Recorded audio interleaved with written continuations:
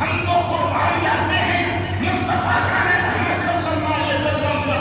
اللہ کے رسول نے جو 1500 سال پہلے یہ ارشاد فرما دیا تھا، ایسے ایسے لوگ تیرے ایمان پر ڈاکہ ڈالنے کے لیے آئیں گے جو سوال کرتے جائیں گے زمین کو کس نے پیدا کیا؟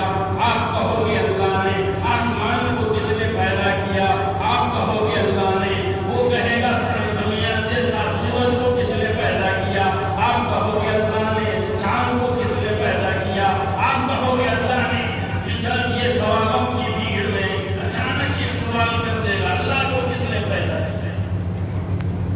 مصطفیٰ جان رحمت نے 1400 سال پہلے اشارہ کیا کہ ایسے ناہنجار سوال کرنے والے پیدا ہوں گے۔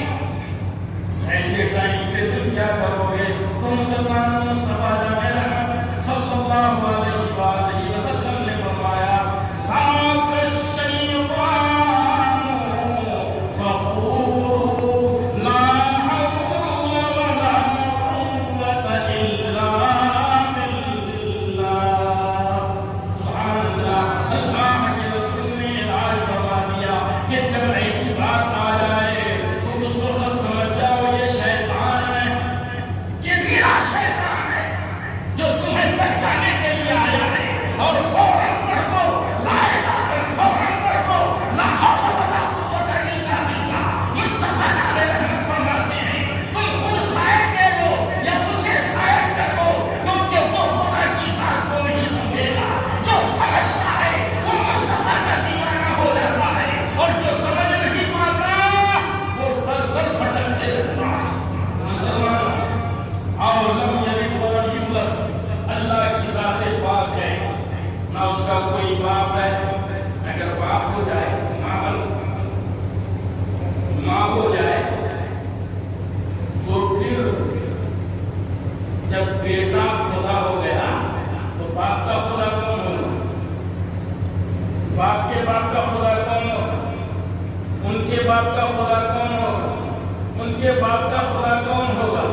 تمہارے پاس تو یہ ساری چیزیں ہیں، مگر آؤ مسلمان ہو جاؤ، یہاں پر کوئی چیز نہیں ہے، نہ اللہ سے پہلے کوئی ہے، نہ اللہ کے مطابق کوئی ہے، بلکہ اللہ یکتا ہے، بے نظیر ہے، بے مثال ہے، اس کی کوئی مثال نہیں، کوئی مثل نہیں، کوئی نظیر نہیں، جو تمام دنیا کا خالق و پالنہار ہے، ایک دور اکیلا ہے، بے نیاز ہے، وہی رب العالمین ہے۔ مسلمان اللہ تبارک و تعالیٰ کے وجود کو چھیڑا جا رہا ہے۔ حالانکہ اخیر میں یہ لوگ بھی بولتے ہیں، آپ نے کچھ ریل دیکھے ہوں گے باباؤں کی، جب پھنس جاتے ہیں سوالات میں کہ کوئی اس کو مانتا ہے، کوئی اس کو مانتا ہے، کوئی اس کو مانتا ہے، کوئی اس کو مانتا ہے، تو اتنے سارے جب خدا ہوں گے تو ہم غور نہیں ہو جائیں گے کس کو ماننا ہے؟ پھنس گیا تو بول نہیں، سب کا مالک ایک ہے، آگے یہی ہوتا ہے، سنے ہوگے نا؟ بس ایک ہے وہ، مگر یہ انیک کیسے؟ تو مثال لے کے آپ کو سمجھائے، ان کے پاس کوئی دلیل نہیں عقلی نہ نقلی، مثالیں دے کے سمجھائے۔ ایک عورت نے سوال کر کیا، اس عورت کے سوال کے جواب میں پنڈت کہتا ہے، میرے کو بہت ہنسی آئی، رحمت کو کہیے نا، تیرا شوہر تجھے کیا کہتا ہے؟ پتنی کہتا ہے۔ تیرا بیٹا تجھے کیا کہتا ہے؟ ماں کہتا ہے۔ تیرا بھائی تجھ کو کیا کہتا ہے؟ بہن کہتا ہے۔ تیرا باپ تجھے کیا کہتا ہے؟ بیٹی کہتا ہے۔ تو ایک ہے، مگر رشتے الگ الگ ہو گئے تو تیرے انیک نام ہو گئے۔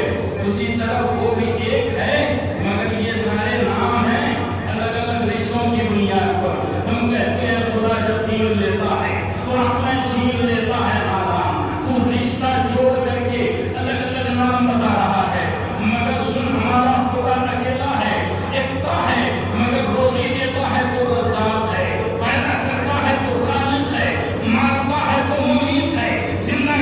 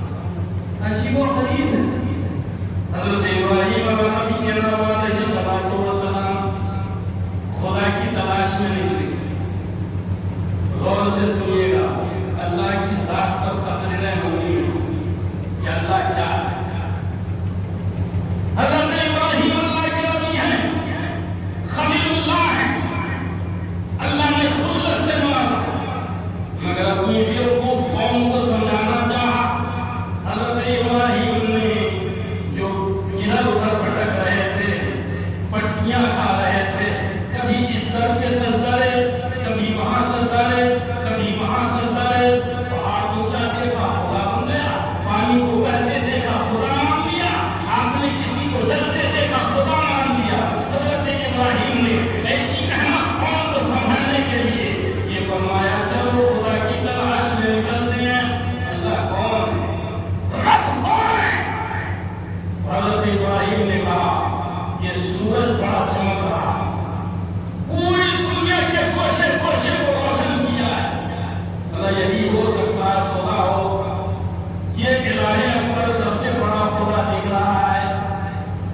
حضرت ابراہیم نے کہا انتظار کرو، دیکھتے ہیں یہ سورج خدا ہے کیا.